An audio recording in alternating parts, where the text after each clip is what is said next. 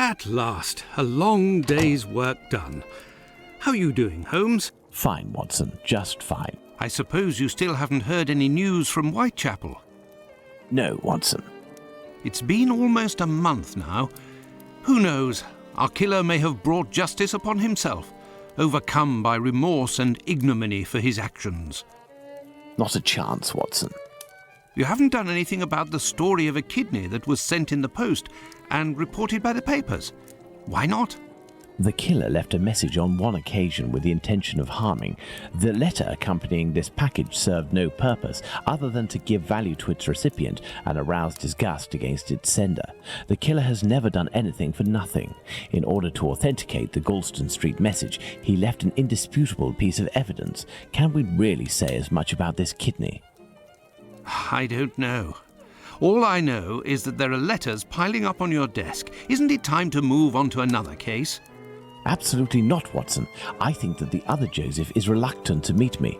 The man he saw must certainly have put the fear of God in him, a man well known for his violence and his hatred towards Jews. There can't be any shortage of those in Whitechapel. I have hope yet. As for Dr. Tumblety... We found him, Mr. Holmes. We found him. Who's that? Dr. Bumblebee. He's been locked up by the bobbies, but they've let him loose. Oi! He was looking round like a rat who's scared of his own shadow. He's gonna do a runner, he is. Watson, this is our chance. The game is afoot. Let's hope that Tumblety will go to collect his trunk. As for you, my little friends, thank you for lifting this burden that has been on my shoulders for almost a month. Let's return to the boarding house.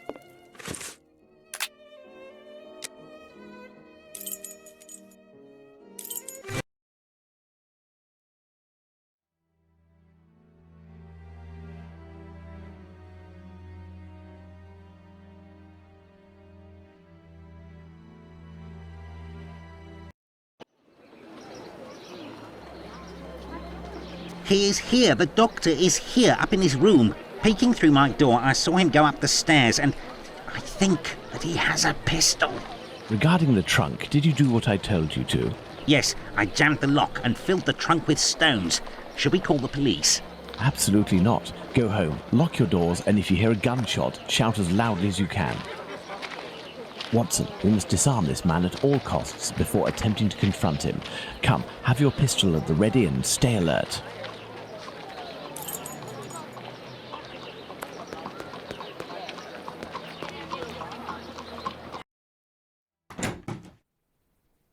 Don't move a muscle or I shoot. Who? But what is going on? Bravo, Watson. I take back everything I ever said about your less than full involvement in our investigations. Listen, Mr. Policeman. I already told everything to your colleagues at the station, so... Don't you believe it, sir. We're not with the police. We are here to talk about human organs, an area in which you seem to have a great deal of interest. What? But who are you? We are the ones holding the pistol. Listen, Tumblety, tell us everything you know and you will be spared from the noose or a bullet. Have you tried to get hold of any female genitalia from someone during these past months? So that's it. You English. Listen, as it happens, I do have a collection of female genital organs which I hold dear and never miss the chance to show my friends whatever the occasion. If you knew what I feel when my eyes meet the young men's as they contemplate with astonishment and disgust this soft and flabby skin that they worship and place at the center of all their passions. Women repulse me, gentlemen. They are one of nature's greatest mistakes. Lying, haughty, and most of all, nauseating. No, sirs. Men, mankind, we are not made to soil ourselves with such animals, and it is my task to educate my peers, like the ancient Greeks used to do, and put them on the path to masculine relationships, the only kind worthy of our intelligence. My God, this man has lost his marbles, Holmes. You haven't answered my question. Did you attempt to obtain any female organs? Indeed, but a long time ago. I was living in Liverpool at the time. A few of my specimens were starting to lose their freshness.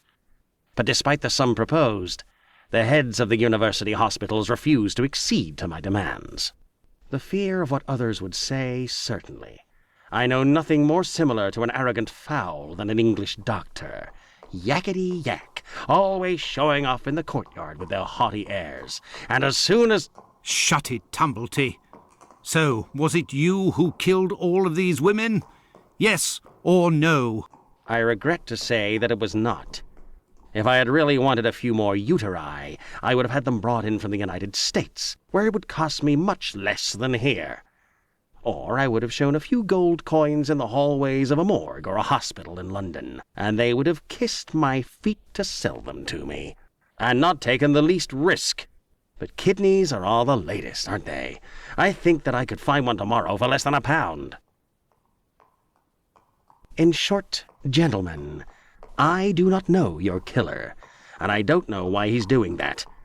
But if you come across him one day, please send him my friendship and my deepest respect. You've gone too far this time. Come, Watson, let's not get carried away now.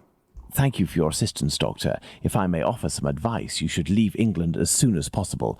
Each day that you remain in this country is a risk that an intelligent man would not take. My pistol? Without that, it will be even more risky.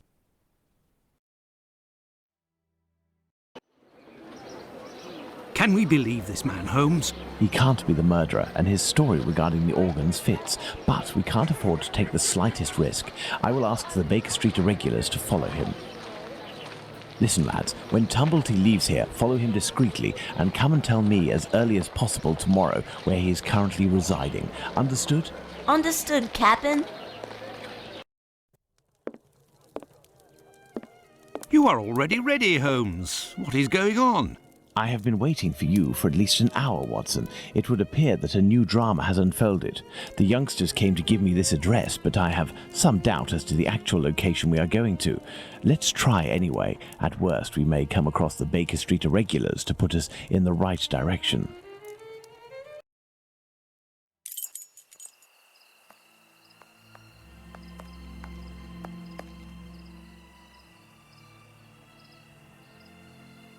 We are lost, Holmes. No, we're not, Watson. We are heading for the very street I'd hoped for, but as I wasn't sure it was this one, I've made a few big detours in order to find the right one. I'll know it when I see the name. Why, of course, Holmes. Why didn't I think of that? The great Sherlock Holmes can't...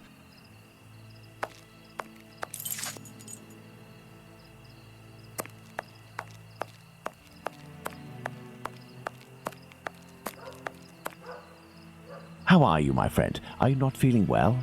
No, My friend is a doctor. He can take care of you. don't go there.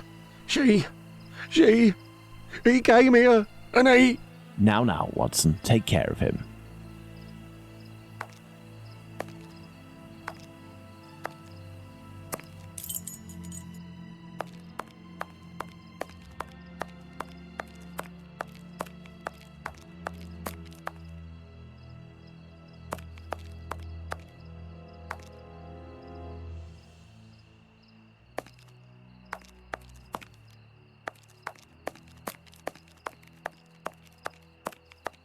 I have no reason to go that way.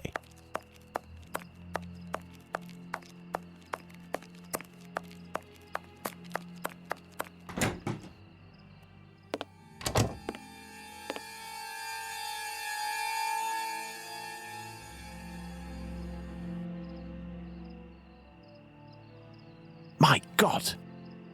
What happened? Can't talk. Wait for the coppers. Are they coming? My eyes are crying.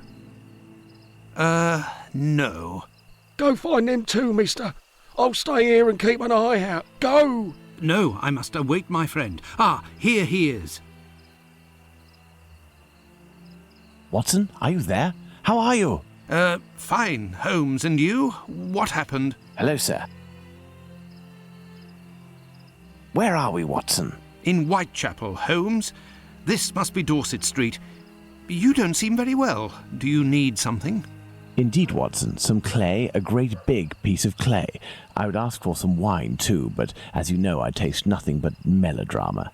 What is over there? A trip from which you will never return, Watson. Trust me, don't go there. A trip? Behind this door? In this room? It's not strictly a door, it's more of a portal, a threshold, and what lies behind it is not the mortal realm, Watson. It is a place beyond time and space, the gift of a frantic artist who made use of his talent in order to grant us access to his world, Watson. Beyond that threshold is an abyss. Hell. The police won't take long to arrive, and the last thing I want is to waste precious time on them. Could you lead me out of this area and take me home?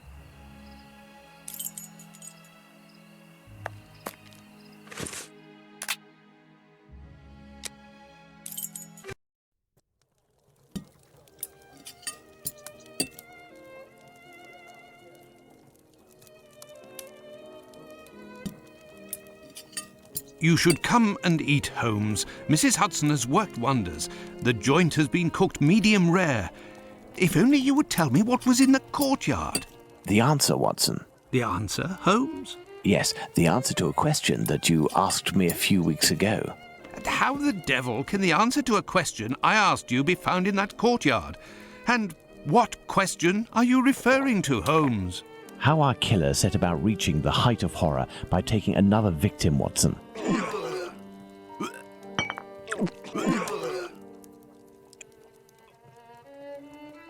Did I not tell you that I wanted to avoid melodrama? Do you mean to say that... Yes, that's what was in that room. You helped towards the colour. All that's missing is the odour, but I shall let that pass. The mutilations almost all resulted in large removals of flesh. My photographic memory noted them all in great detail, the shape, size and location, and thanks to the softness of this clay and your medical knowledge, I believe we can attempt to determine what is missing from this lady. Don't you think we should wait for the medical examiner's opinion? Surely not, Watson. This massacre has gone on long enough. I can assure you that I will do everything in my power to get our hands on Jack the Ripper before this night is out. Watson, we shall reconstruct the body of this poor woman and inspect it in detail as well. Your help as a medical man will be invaluable. Holmes, I feel a bit unwell. Well, I understand. I will manage on my own. Her throat was slit just like the others. The wound is particularly deep.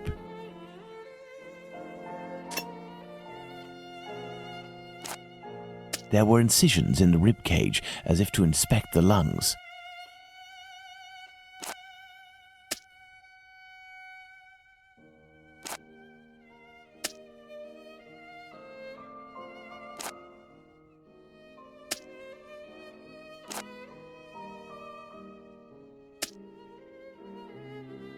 The liver was neatly removed.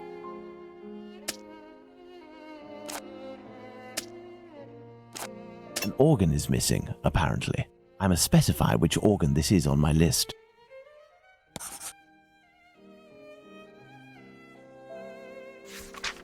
There we are, Watson. We have examined everything. The heart is the only thing missing. 2 uteri, a kidney, and now a heart. He had all the time he wanted in which to disfigure her, cut her up like a piece of meat, and yet took nothing but the heart. What do you think of that, Watson? Watson?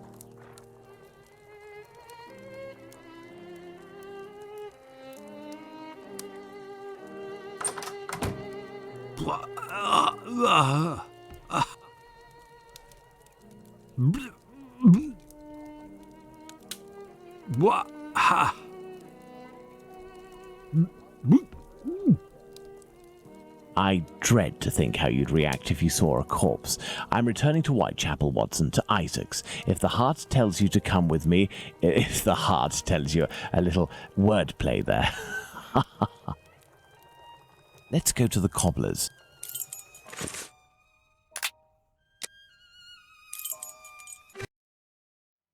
Let's go to the cobbler's. Beep, beep. Evening, Mr. Holmes. Good evening, Hardiman. Has Abraham Solomonovich still not reopened his shop? No, not that I know of.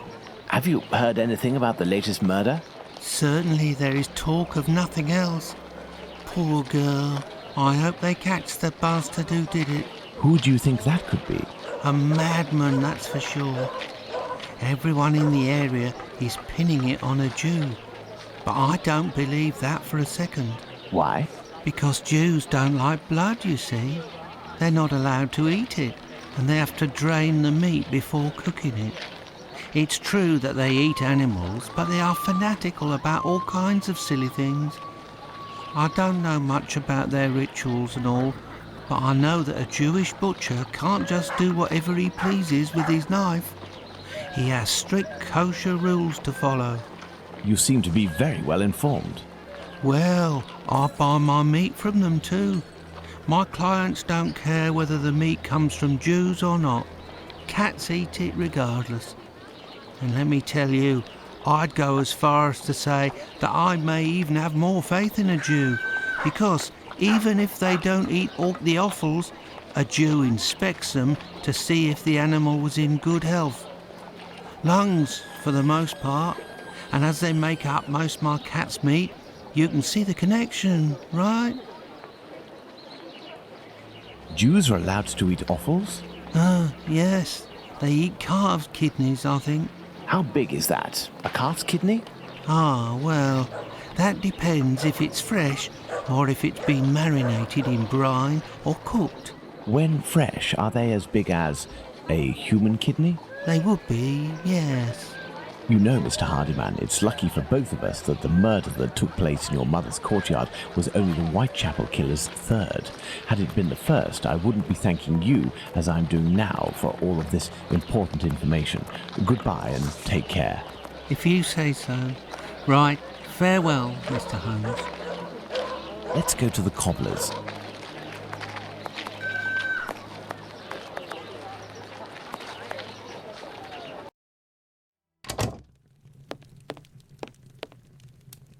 Good evening, Mr. Solomonovich. Evening, Mr. Holmes. If you've come about the business of my cousin, I hate to say... Before you respond to my request, I must ask you to answer this question of the utmost importance. What offals are Jews allowed to eat? Well, the same as you. Kidney, heart, liver? Yes. How are they prepared? Kidneys are boiled, heart is often finely sliced and cooked on a skewer, and liver is always grilled. These offals, do they come from cattle? Yes, beef or veal. And eating non-kosher food would be a grave affair for a Jew, isn't that right? Yes, it would be very serious. But what are you getting at? If I were to tell you what I'm thinking, Mr. Solomonovich, you would pull out your own eardrums to not hear the end of my sentence. It goes against the beliefs of hundreds of members of your community, and for some, perhaps even worse. I will ask you one last time before involving the authorities, who I assure you will be far less discreet than myself. Do you know who the second Joseph is, the Aldgate butcher, who your cousin knows from the Imperial Club? His name is Joseph Chaim Levy, but I don't know where he lives. I know nothing about him, other than he's a member of the Imperial Club on Duke Street. That street is after Church Passage, coming from Mitre Square, am I right? That's it. Thank you. You have been an enormous help to both of us. Now, listen carefully. I need you to find 4 or 5 strong men among the members of your family who you trust wholeheartedly, and to wait here with them until my arrival, or you receive a message from me. Is that clear? But if you will tell me... Later, Mr. Solomonovich, later. Let's go to the Imperial Club.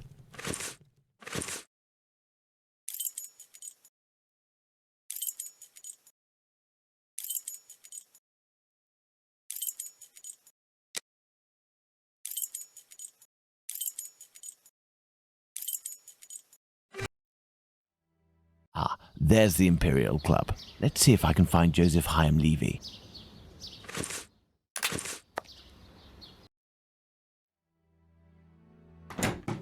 Hello, sir. Hello. Can I help you, sir? Indeed, I have an urgent message for Mr. Joseph Levy, the Aldgate butcher. I regret, sir, but Mr. Levy is not at the club at present. You can wait for him if you wish. I thank you. Do you know where I can find him? His home address, perhaps? It is a very urgent matter. I am sorry, sir, but we do not give out information regarding the club members to people outside the group. I understand. I must find a way to enter the Imperial Club without having to go through the entrance hall. This may come in handy.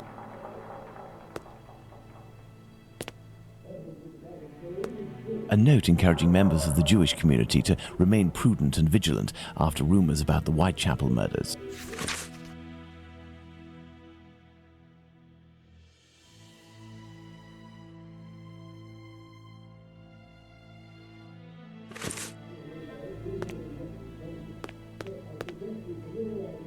Judging by the sound of voices and applause, there is a meeting going on at this very moment. I'll have to be very cautious. Pardon me, sir, but the club is only open to members. I must find a way to enter the Imperial Club without having to go through the entrance hall.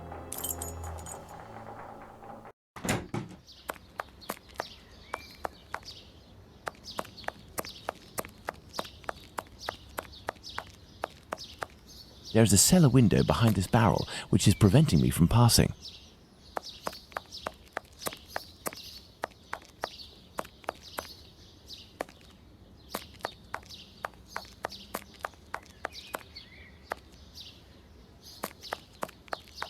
I have no reason to go that way.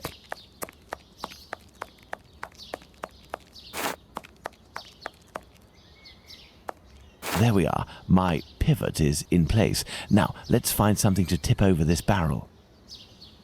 There's a cellar window behind the coal. It's a service door and firmly locked. There must be a stock room in the cellar beneath this room. If I can just get into the coal cellar, I shall be in the place. This barrel is on a wooden pallet. I will need a pivot.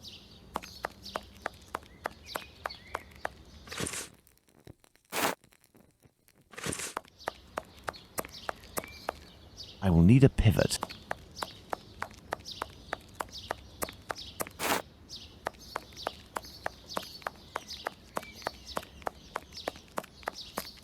I should be able to make it tip over.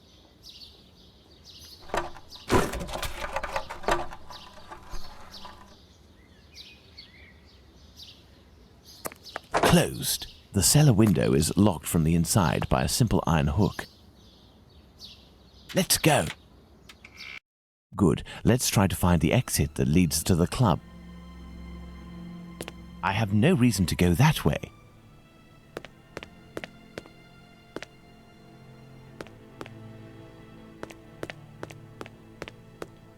This may come in handy.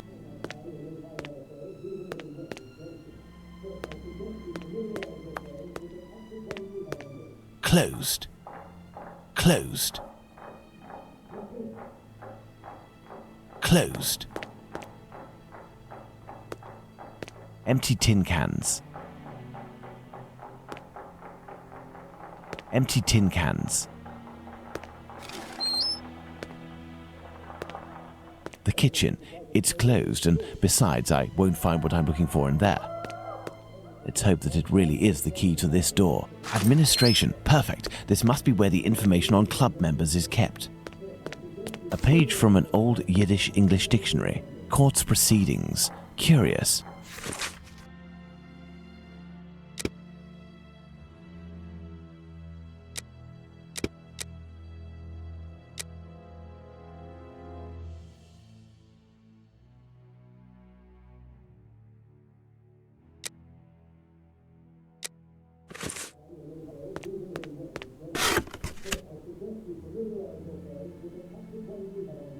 Some square metal tokens. Curious. There is a document. There must have been litigation between Joseph Hyam Levy and Jacob Levy.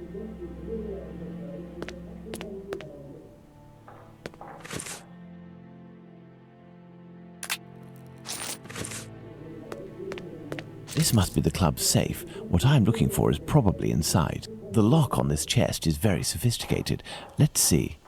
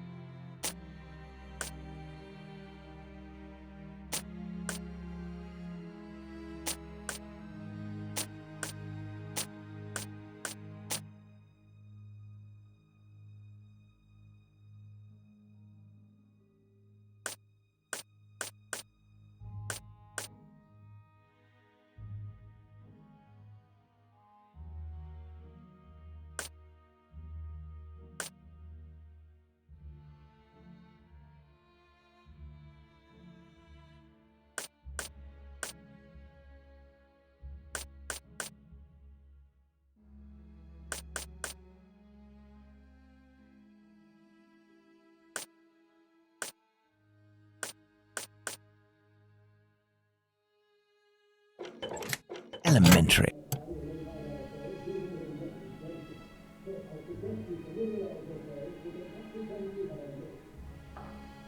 I need something.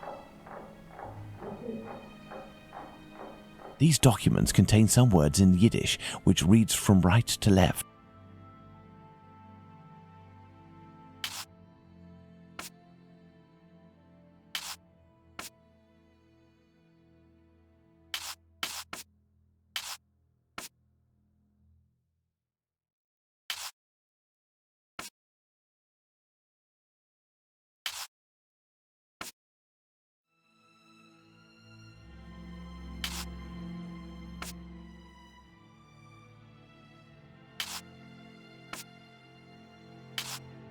Excellent. Now, on to the next step.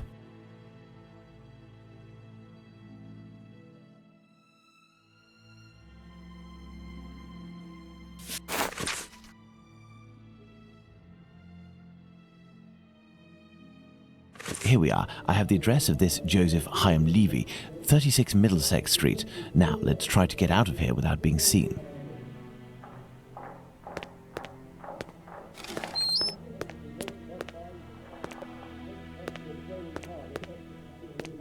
This may come in handy.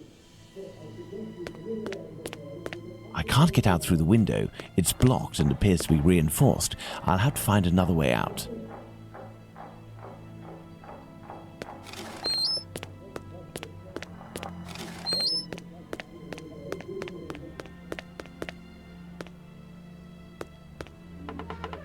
Blast! My exit has been sealed off. The barrel was replaced. I'll have to find another way.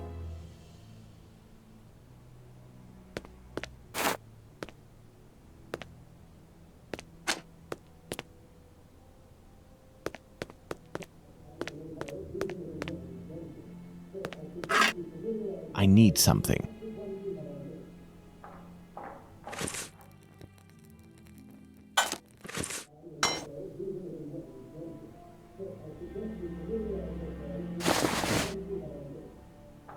I need something.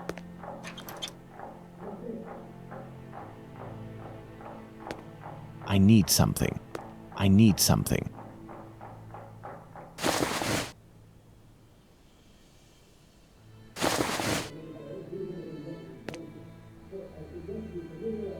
I need something.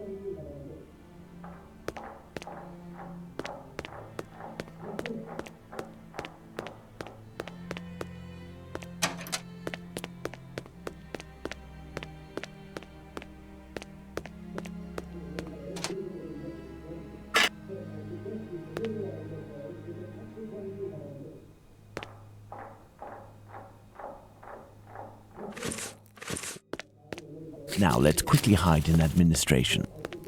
Closed.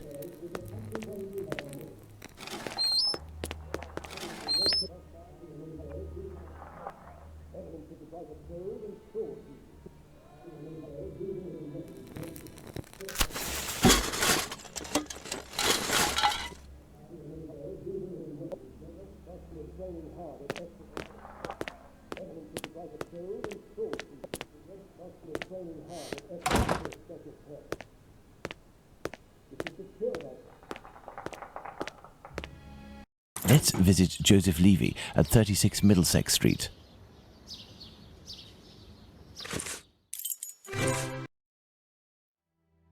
Here I am in Middlesex Street. Let's find number 36.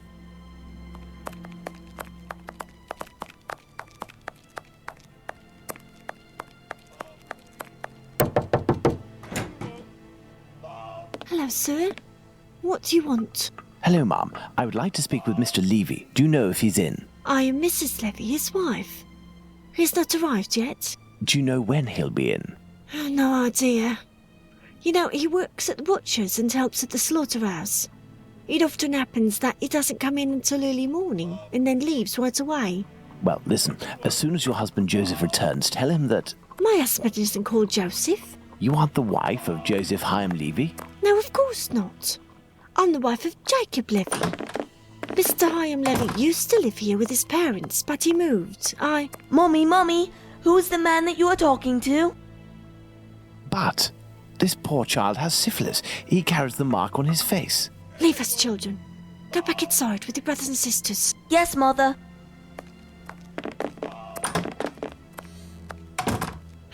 As I was saying, Mr. Hyam Levy doesn't live here. He works in a butcher's near Aldgate, but I don't know exactly where. But if you find him, he will surely live next door. Butchers always live near their work. Could you possibly give him a message on my behalf? I don't see him often, and, well, even though we know him, we aren't on friendly terms, you see? Is he bothering you, Mummy? No, Simon, not at all. That's a handsome boy you have. It's strange that he has light hair. He takes after his father.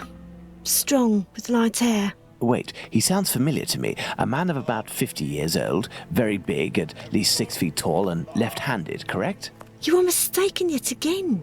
My husband is only 32 years old, no taller than 5'3", and he's right-handed. Obviously, there are many Levies in the area.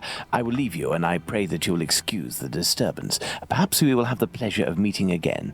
Farewell, ma'am. Goodbye, sir.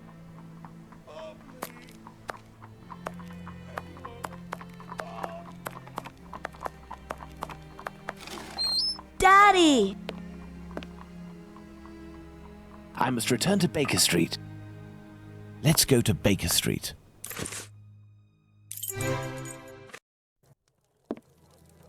Well, Watson, not looking so good. Whose fault is that, Holmes?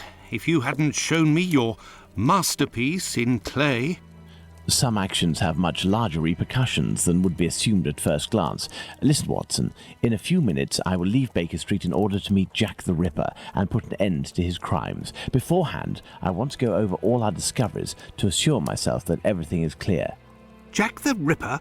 You know the identity of Jack the Ripper? Without a shadow of a doubt, Watson, and I assure you that we are in possession of all the elements required to determine who Jack the Ripper is. Would you like to do this work with me?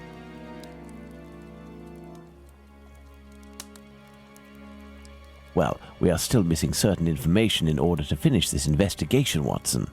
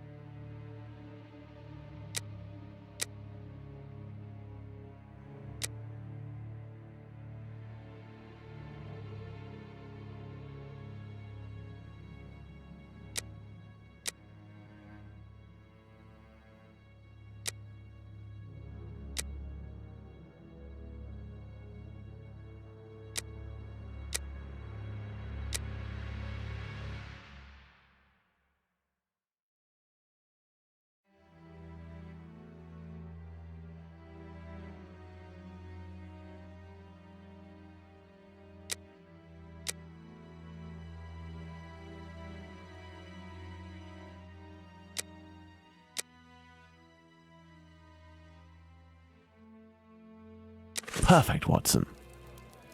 Let's determine who Jack the Ripper is, Watson. Thus, we have 5 suspects. Let's add the elements that correspond to each of them.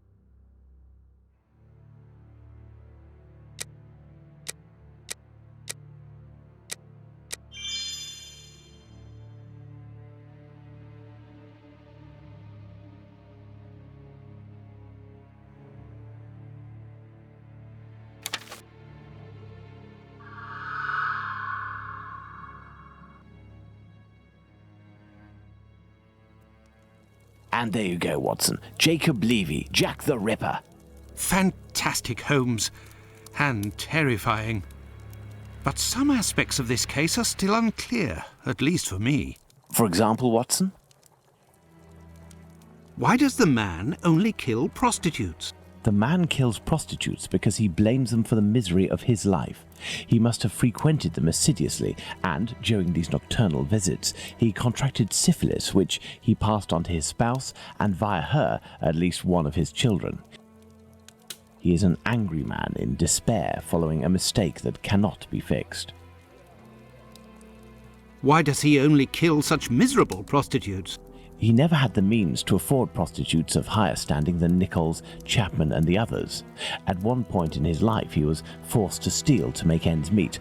This indiscretion cost him dearly. He was imprisoned and exiled from his community. He had frequented low-class prostitutes, thus it was they who infected him and they who must pay. But why did he remove the organs? To take vengeance on his own community, which rejected him and had more success than he. He is a man who bore the burden of a sinister reputation, that of a thief and a madman, because of his internment. So he took his vengeance in the most cowardly and horrific manner imaginable. He rubbed his knife on the uterus of a sick prostitute before using it. He passed Edow's kidney off as a veal kidney. Why did he disfigure the faces of the last 2 victims? Revenge yet again, Watson. This is what you did to my child. You will suffer the same fate. And the piece of apron and the message at Goulston Street?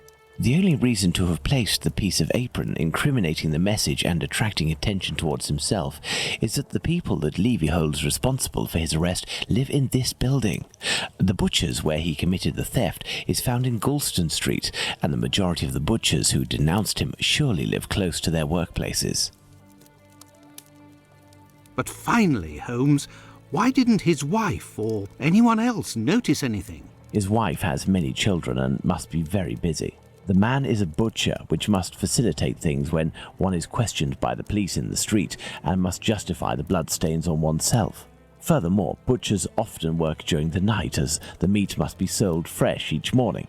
His nocturnal absences were easily justifiable. Finally, he works in the butchers or slaughterhouses. Nothing could be more simple than slipping a kidney in here and using a knife oiled with human blood there. This story is frightful, Holmes.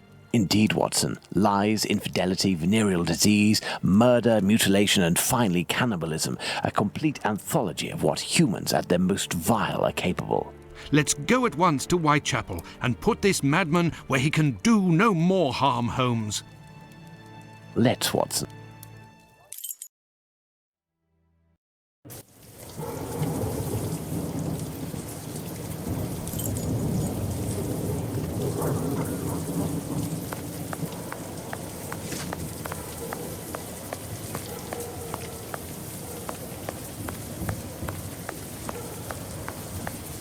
I do believe we are not alone. I hope these men won't prevent us from passing. Me? No. But you, yes, Watson. Your journey ends here tonight. Pardon? You are sometimes a little hot-headed, and moreover, Mr. Solomonovich has a few things to tell you. I won't be long. You can come in, Mr. Holmes. He's waiting for you inside. Everything was organized according to your instructions. I don't know how to thank you. Later. Dr. Watson is awaiting an explanation from you.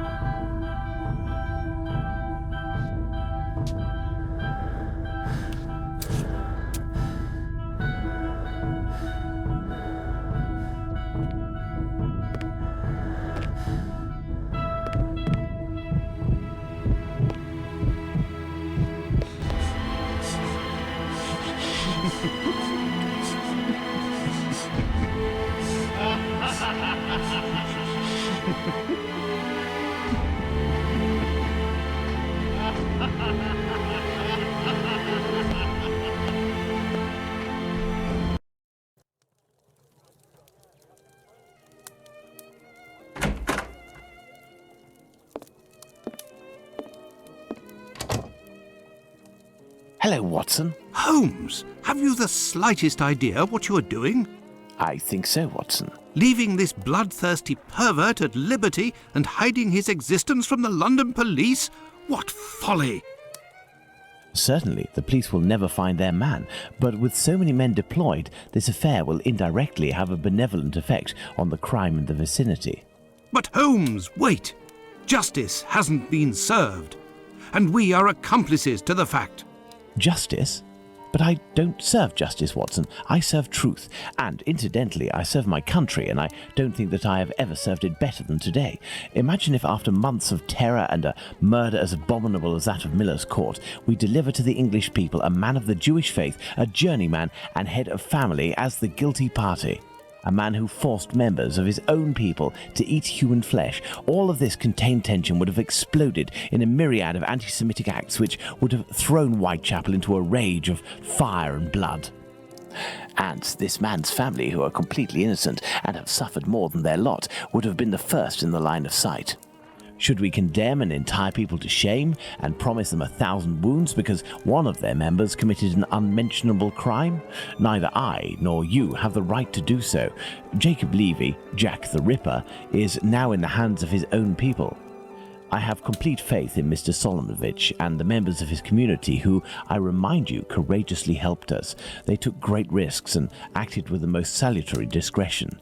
And, oh yes, it is understood that you cannot chronicle this investigation. It would be best to invent a story that takes us far from London during the somber period, in pursuit of, let's see, something challenging.